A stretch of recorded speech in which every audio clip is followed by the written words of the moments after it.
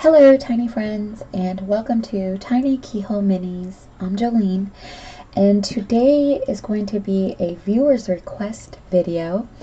I know a lot of you wanted to see how I made this little serving tray, so I'm going to do that today for you all.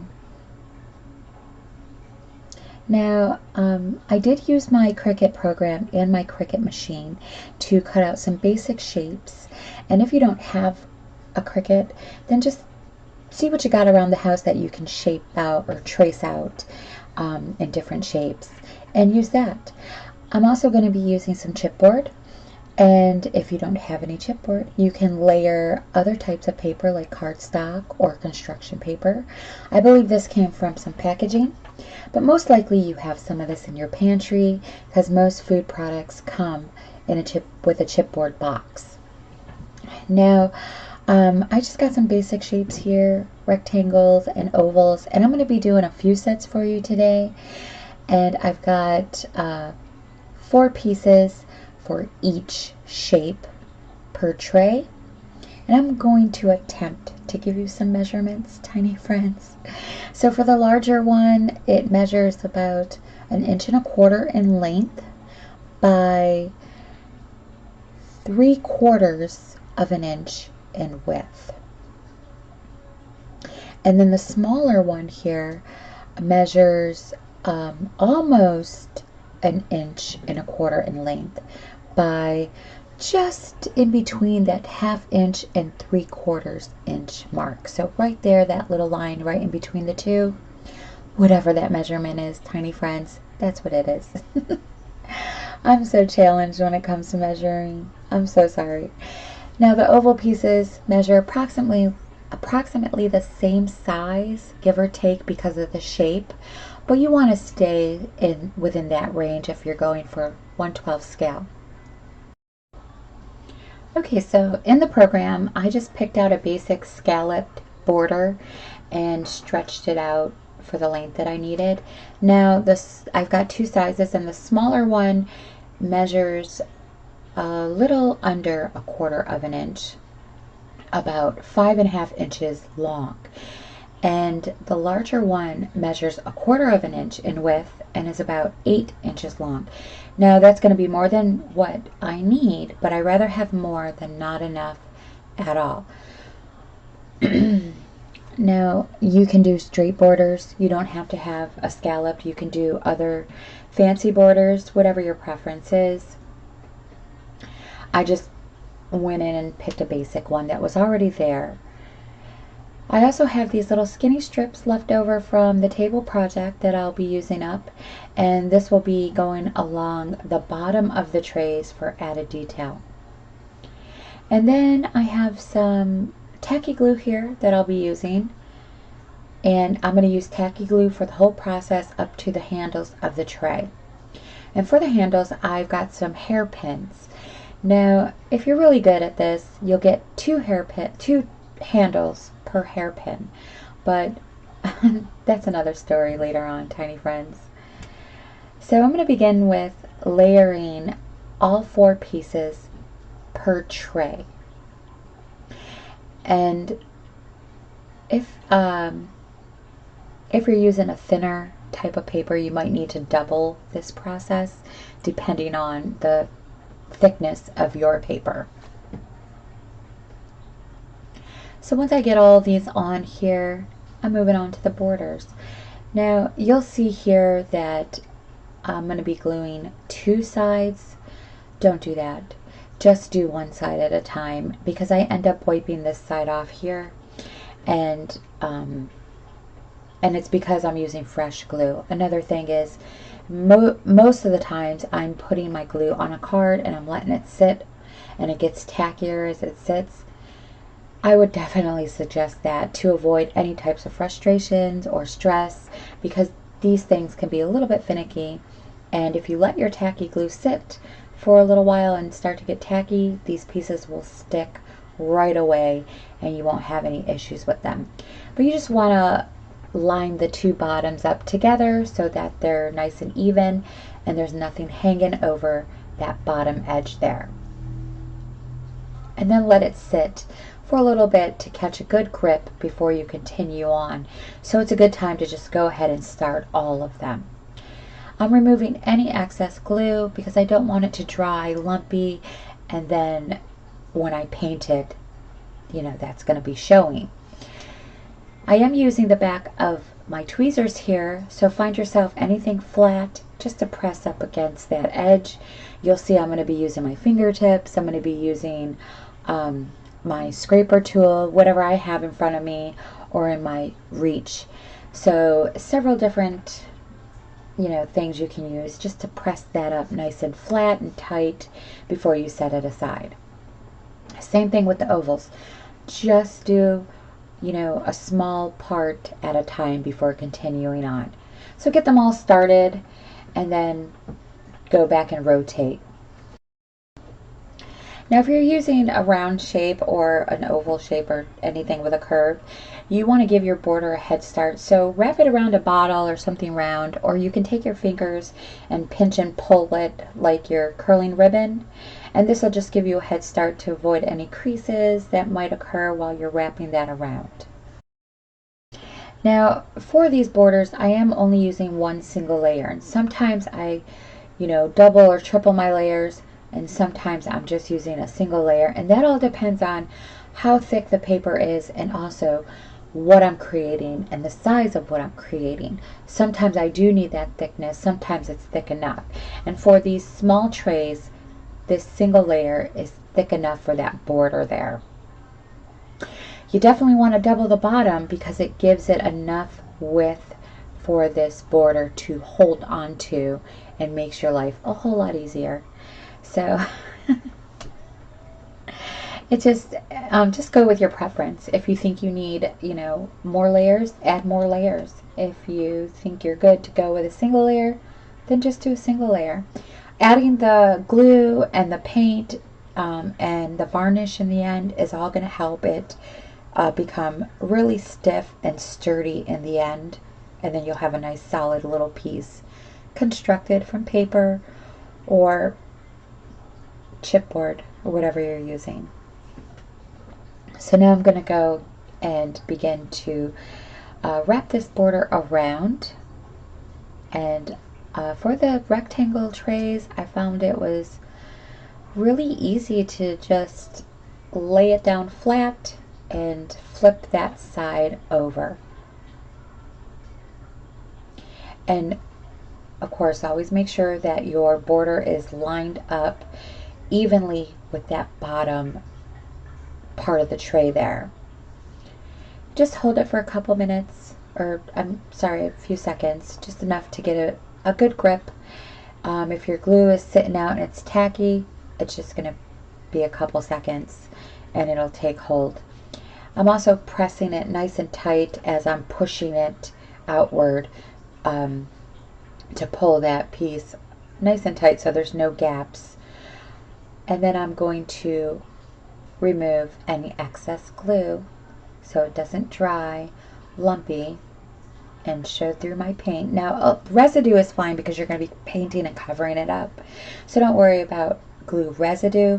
You just don't want it to dry lumpy so that it doesn't show. So now that all these pieces are on, I am going to add these little tiny skinny strips, and I'm going to do the same thing as I did with the borders with these. Now these strips are about 1/8 of an inch in width, and they're around 8 inches long. Again, more than what you're going to need. So you'll just trim off the excess in the end. So find yourself a good starting point, preferably where you're not going to have the tray be seen, so you're not seeing that line. And begin applying your little bottom strip to the tray. And again, this is just for added detail. I like to use it to hide that seam where the two pieces go together, if that's showing any, or if your border isn't completely even with your bottom and it's a little bit higher and you see that little bottom seam. This is a great way to hide that. where your border seams connect together at the end of wrapping, another great way to hide that as well. After snipping off the excess, sometimes cardstock likes to peel up, as you can see. Just take a little bit of glue, fill that in, or lace them right under there and flatten it out. If you have any gaps on the corners like this right here, again, a little bit of tacky glue, just fill it in and then set it aside to dry. So that's what I'm doing here. My chipboard has begun to peel off and lift. I've flattened it down, and now I'm just going to fill in that little gap right there. Set it aside and let it dry completely. It will not be noticeable, tiny friends. So now that you got all your pieces, if you want them to look aged like mine or tarnished, you want to give it a base coat of black acrylic. If you're using a chipboard and sometimes the white side or one side will have a slight varnish coating or some sort of coating on that, if that part is showing and that part you're painting, you might want to give it 2 coats because of that coating on there. The paint doesn't really stick on the first coat, so that's why I kind of like to glue those parts, those coated parts, down together to avoid that. But sometimes, as you see here, I don't do that. Maybe I'm not thinking about that at the time. So again, if you need to give it 2 coats, give it 2 coats. Now if you want to go with a solid, newer looking tray, when you go to apply your metallic colors, maybe you want to give it a base coat that's similar to the metallic color you're going for. So if you're going with a gold metallic color, you might want to give it a yellow base coat, or maybe an orange if you want a little bit brassy, or maybe a yellowish orange. If you're going for a rose gold, then maybe give it a light pink or a light red base. But I like my things to look old and aged. Now, while those are drying, tiny friends, I found these 2 pieces of wood, and I thought I would show you how I use these as well. So if you have wood pieces lying around, here's a great way to do that. And I'm going to use some of the excess trimming that I had cut previously for the table, and this trimming wasn't wide enough on the base, but it's going to work perfectly for one of these little trays. So I'm going to add it to this square one, and I just happened to find these as I was working on these trays, so I wanted to give you a variety. Now these are a little bit smaller than the trays. I will not be adding handles to these. I'm just going to make them as is and use them for like serving trays, or just trays without handles. Now for the square one, I'm going to add this little border trim that I had. And then for the oval one, I thought about showing you a different material to use for that. So I've got some lace here, and this lace actually came off of the burlap ribbon roll that you can get from the Dollar Tree. And I'm just actually going to be cutting that center piece out, and I'm going to need both sides of that. So once I get this all cut out, I'm actually going to show you how to stiffen it up. And you can trim, if you're going with lace, you can trim it wherever you want your design to be. So I got it all trimmed out, and I'm just going to fold it over like this and double the layer for this little tray here. Now before I do that, I need to stiffen it up some. So I'm not going to use the water glue solution that I would normally use for draping or manipulating or stiffening fabric. I'm just going to add some tacky glue onto the paper here, and I'm using a wax-sided paper. So if you've got freezer paper, use a wax side. If you've got wax paper or tinfoil, use that, and this will allow it to easily be removable from that paper without sticking and leaving paper stuck to your lace piece. And I'm just going to wet my brush and get it nice and wet, maybe a little drippy, and then I'm just going to blend it into the glue just to thin it slightly. I still want it to be pretty thick, so just slightly adding a little bit of water to that from the brush.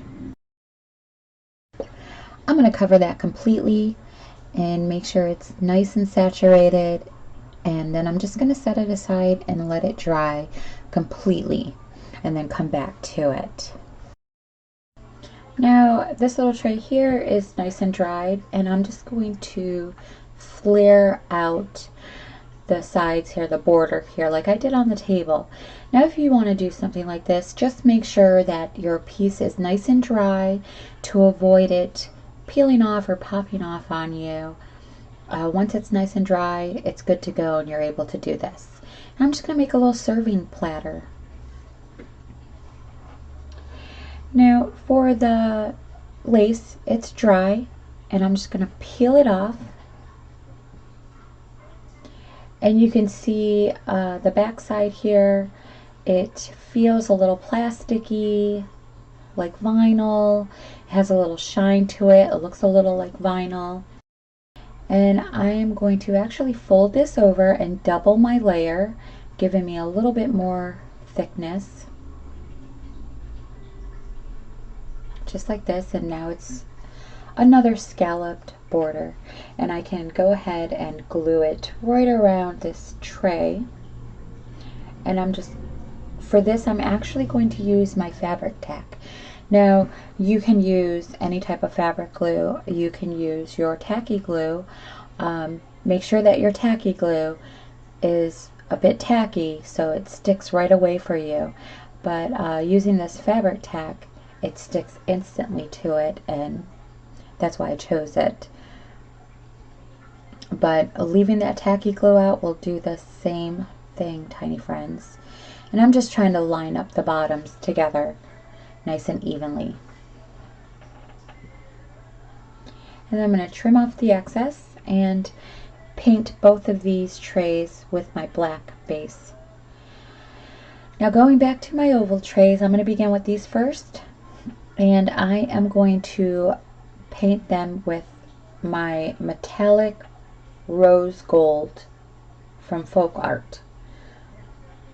And again, going back to, if you want a brand new look and you've got some of this paint on hand, use a light pink or some shade of a pink, or maybe a light red to give it that newer look and that solid look, and you'll end up putting less coats of your metallic paint on if you begin with a base paint.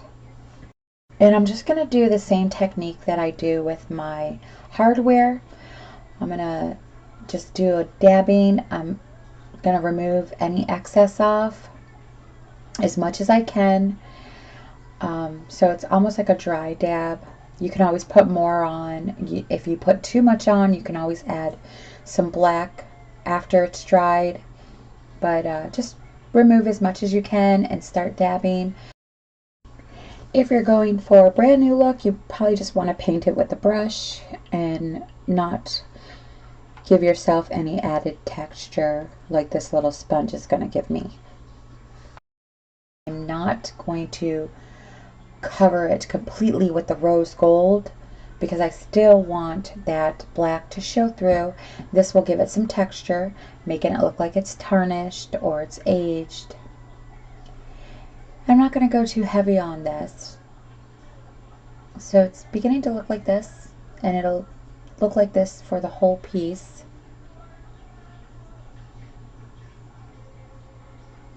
But for the other trays, I actually begin with the inside of the border, and that's because when I'm doing the inside, it's actually also doing the flat surface part as well. So instead of doing it the way I'm doing it now and then doing the border, it's adding another layer of that onto the flat surface, and I don't want that. So I realized that, and then with the other trays I began doing the inside of the border first to avoid that, and then it almost covers the whole surface, the flat surface part of the tray. So then I just have to go in and fill in the remaining areas. Now for the rectangles, I'm going to go with my antique gold, my metallic antique gold by Folk Art. And if you want it to look brand new, use a yellow base coat or an orange or a yellowish orange, depending on what type of gold you're going for. It's always great to do a base coat with these metallics because it saves, your product. It saves your paint. So this is what it's looking like.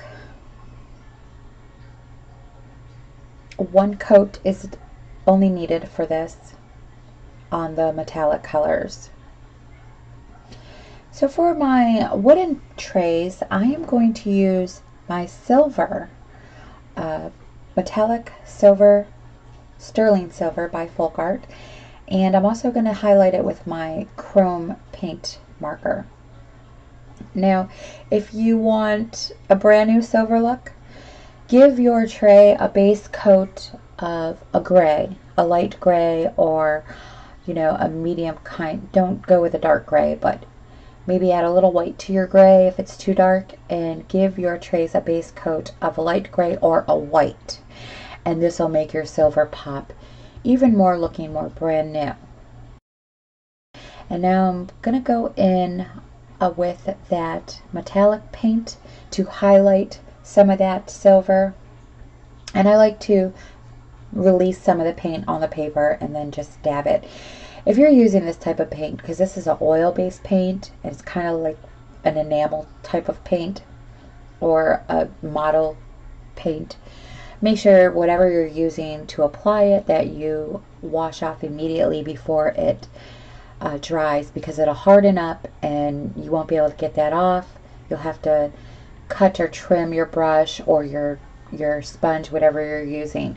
So just make sure to wash it off immediately after use. And I'm just going in and dabbing it here and there just to give it specks of highlights on these little silver trays. I didn't forget to add that bottom strip that goes around the tray, so I added that as well, and this is what it's looking like. I like using this pen to give it an added highlight. It just makes it pop a little more, and maybe those are the areas that the tray hadn't tarnished yet. And then I'm just going to flatten this out. I'm going to lay something heavy on it so that the lace border will actually flare out and not be straight up. I'll just give it a coat of Mod Podge and set it on a piece of wax paper and let it dry, and that'll help stiffen it out. You can use your tacky glue like I did with the lace in the beginning, just a little bit of water to it to thin it a little bit, and that'll stiffen that lace out for me so that they flare out and not standing straight up. But you can leave yours standing straight up as well. I like the way it looks like that as well.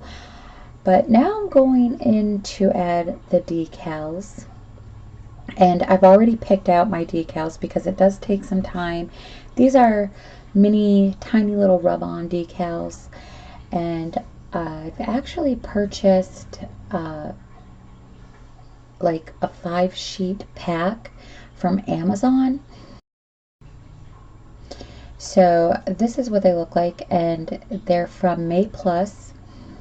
Now one of them has like rose tints and golds and maybe some browns, which are really nice. There's a sheet that has Christmassy decals, like some Christmas sprigs and woodland and a whole scenery on the back here. Also, I have a sheet that came with greenery. There's a few decals left over from my Chris and Bond bathroom kit.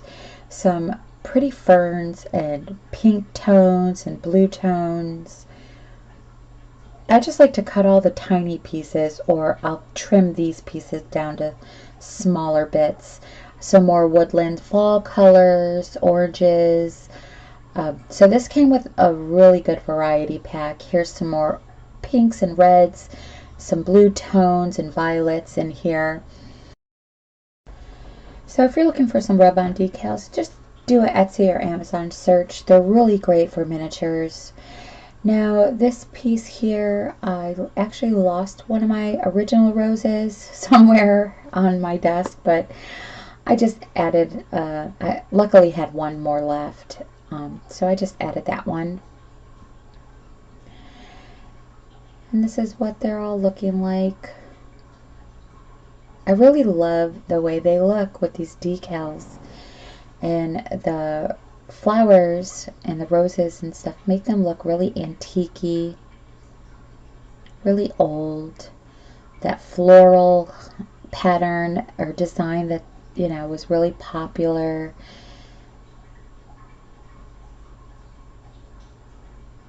Okay, so now it's time to add the handles, which can be a bit frustrating. Here's what my silver platters look like.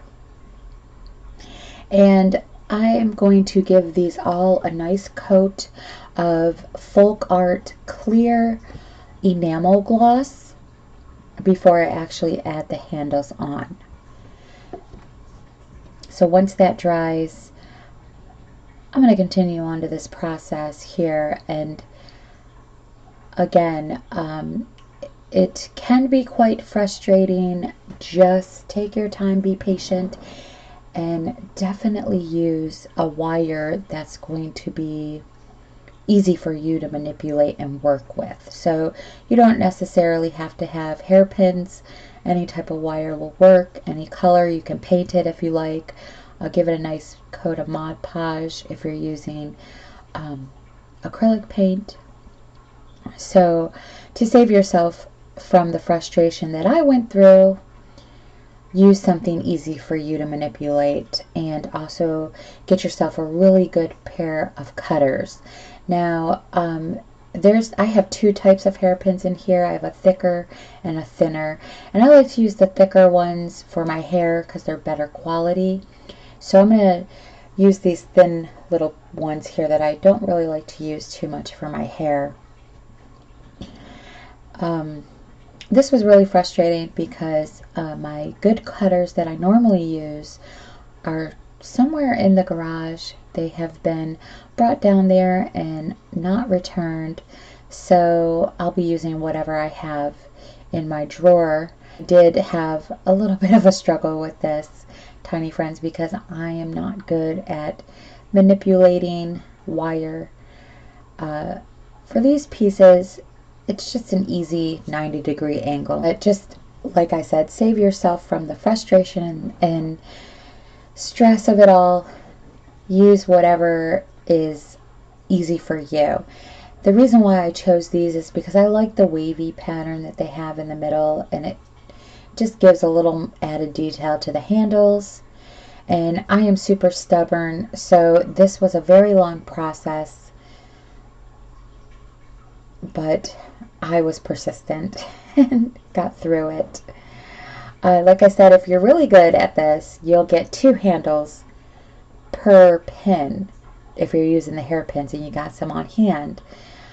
That wasn't the case for me. I had to use multiple hairpins. I was cutting them unevenly. I was getting bigger, smaller. I was trying to pair them up together so that I didn't have to use multiple pins, but it was all trial and error when it came down to this. But I just gave these bends a 90-degree angle on each side of where the wavy part ends and got a shape something like this. I also tried to take that wavy part and just give it a little bit of an angle outwards. Some of them are straight, some of them angle out. According to how you want your handles to look, I wanted both, and it was easier not to angle it out on some of them. So some of them worked out really easy for me, others gave me a hard time. So but both styles on the handle, whether they're angling out a little bit or they're straight up will work. I like to be a little versatile, and it's easier on the job. So whatever gets the job done, tiny friends. And now I'm going to use my Aleene's Jewelry and Metal Glue. You definitely want to use some sort of super glue or metal glue for this so they grip right away and it's a bit easier for you. I did struggle with this. I got glue all over my hands. It was a bit of a task, but just be patient because this part can really be trying. It can really be frustrating. If you need to walk away from it, come back when you relieve some of that, but definitely don't give up because it is going to be worth all of the struggle in the end.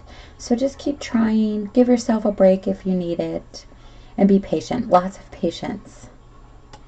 Now I'm just going to show you this one tray, and then I'm going to do the rest of them off camera because it did take a long time.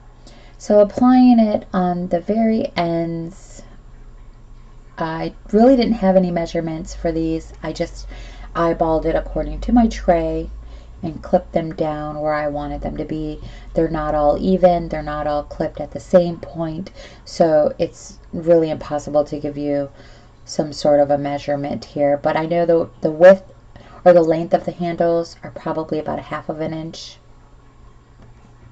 Just go according to your tray size and you know what's best for your tray. But here's what they look like. Here's the final product. I really hope you enjoyed this video today, tiny friends. I hope it has inspired you to give it a try. I definitely was not going to add handles onto these because it was such a long process and I was a bit frustrated with the handle part of this task. So these will just be platters. This is what they look like.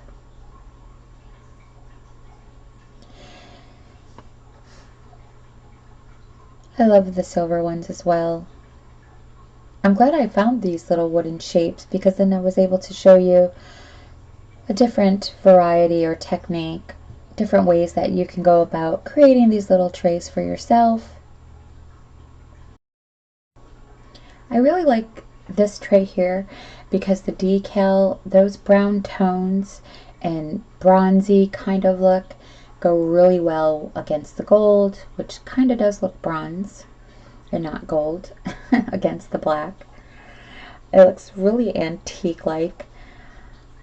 But I really hope you enjoyed this today, tiny friends. Give it a thumbs up. Let me know what you thought in the comments below. I want to thank all my subscribers. Thank you all for being here. Welcome to my new subscribers, and thank you for subscribing. When I come back, I'm going to show you how I did the fly swatter. It's just a quick little ditty. It was very quick and super simple. So don't forget to like, share, and subscribe. Hit that top bell notification button so that you can be notified every time I upload a new project. I want to thank you all so much, and until next time, tiny friends, you all have a lovely day. I will see you soon. Bye-bye.